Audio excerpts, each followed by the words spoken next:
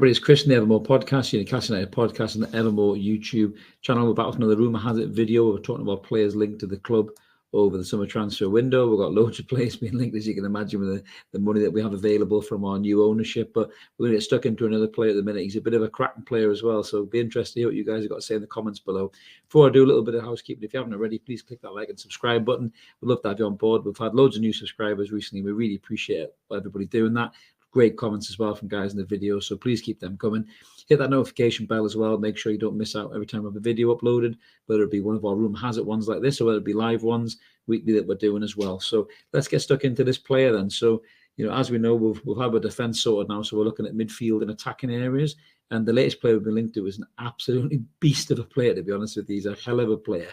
So just to bring up his stats here, I'll just move the logo. So the player we're talking about is Sergej Milinkovic-Savic, who plays for Lazio, right-footed, 27-year-old, Serbian international, an absolute monster of a player, to be honest with you. He can play centre midfield, he can play at the right-hand side of midfield.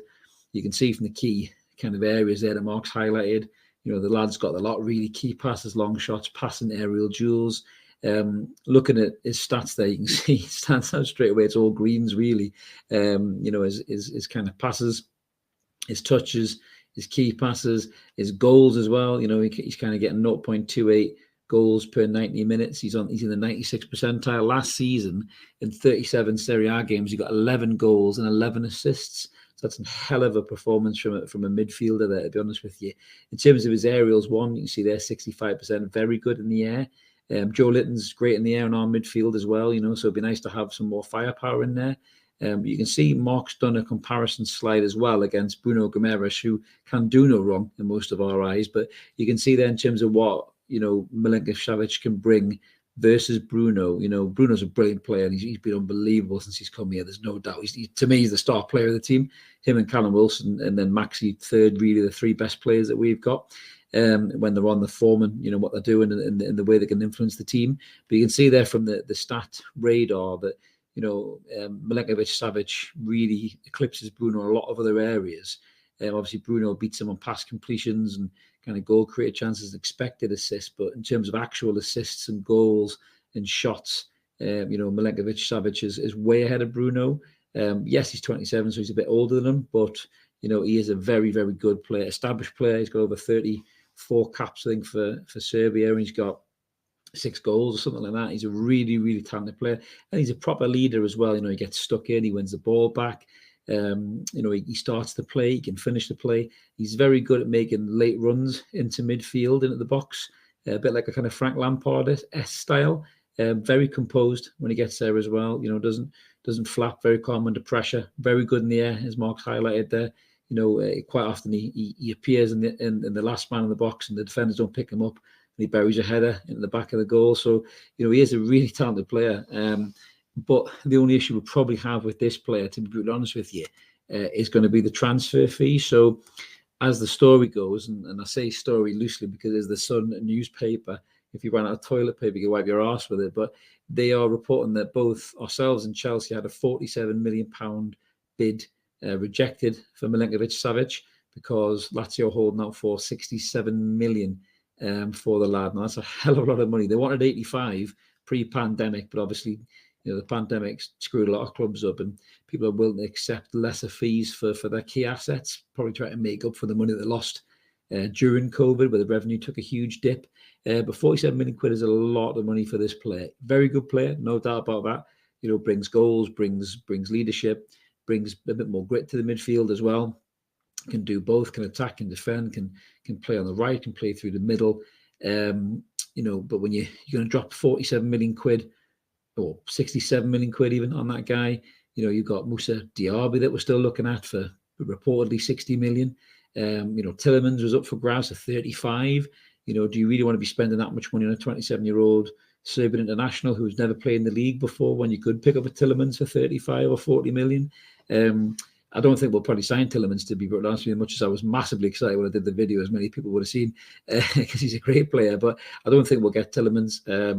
I think he'll either stay at Leicester this season or he'll possibly end up at Arsenal, which was how the story went. I think Arsenal was struggling to finance the deal, but they got the Gabriel Jesus deal done, so they might do this one as well. But yeah, we do need another another midfield player, in my opinion. I don't think we can really trust Shelvey's form to continue.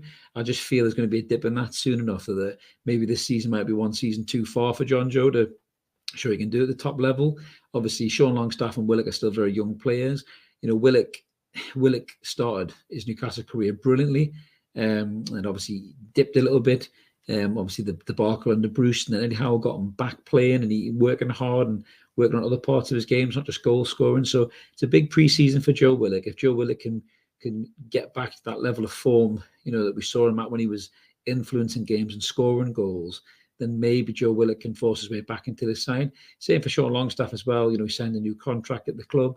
Eddie Howe obviously rates him. It's a big pre-season and season ahead for Sean to show that these guys can be in that midfield with Bruno and Joe Linton, who are guaranteed starters in anybody's eyes, really, when they're both fit. But it would be interesting, I think, if we can get ourselves another really good centre midfielder, especially for a decent price. I was quite surprised we didn't go for Basuma, but obviously there's reasons for that. I think off the field antics as well didn't help. I think I put a few people off.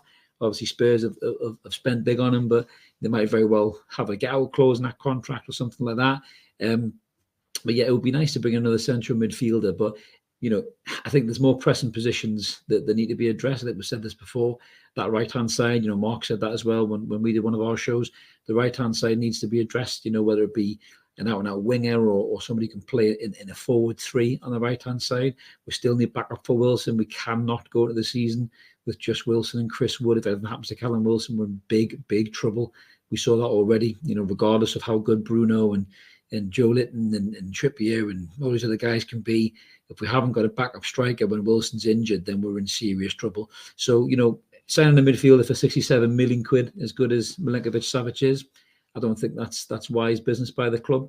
Let us know what you guys think in the comments below. Obviously, if we could get this lad, it would be amazing. But do you guys agree? Do you think that other positions take precedent? The right-hand side, the striker options over another midfielder? Can we just get through the season, or at least get to January with the players that we've got in Bruno, Joe Linton, Willock, Shelvey, Longstaff?